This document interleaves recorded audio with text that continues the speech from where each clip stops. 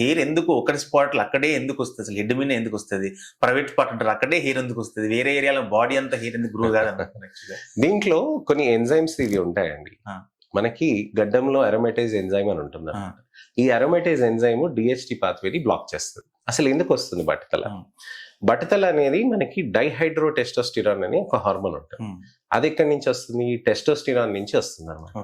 Testosterone నుంచి 5-ఆల్ఫా రిడక్టేస్ అనే enzyme దాన్ని మనకి డిహెచ్టిగా మార్చేస్తుంది.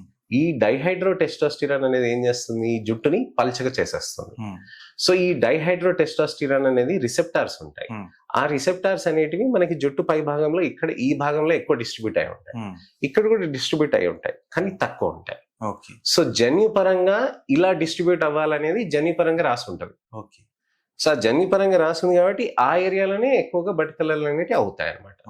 మరి అదే డిహెచ్టి ఇక్కడ సర్క్యులేట్ అవుతుంది, ఇక్కడ ఎందుకు కాదు అని అడుగుతున్నారు. ఇక్కడ ఎందుకు కాదు అంటే అరోమేటేజ్ ఎంజైమ్స్ అని ఉంటాయి అనమాట. ఈ అరోమేటేజ్ ఎంజైమ్స్ అనేటివి ఇక్కడ ఉన్నాయి, డిహెచ్టిని న్యూట్రలైజ్ చేస్తాయి. సో అందుకోసమని అప్పుడు ఇది మనకి బట్టతలలు అనేటివి ఇక్కడ రావు. అదొకటి.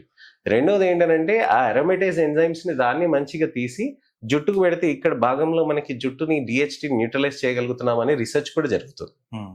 సో అవి కూడా ఒక ఫార్ములేషన్ లో, ఒక లిపిడ్ ఫార్ములేషన్స్ లో, ఒక లోషన్స్ లాగా రావడానికి ప్రయత్నం చేస్తుంది.